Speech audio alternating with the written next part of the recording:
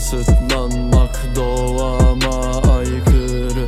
O yüzden bu şarkıda haykırış. O yüzden bu şarkıda haykırış.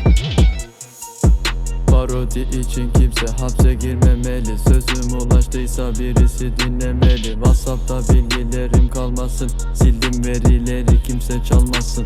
Bu barzo sokak hayvanından ne iste? Ey tüm masumluğuyla kalsaydı keşke. Geçmişte bilinen ve görünen her şey. Sigara ve alkol zararlı derler ve antidepresan verirler. Var mı mantığı faşistliğin? Nasıl olmayayım anarşist?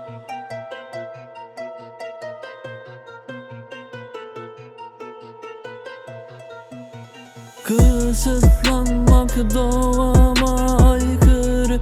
O yüzden bu şarkıda haykırış. O yüzden bu sisteme haykırış.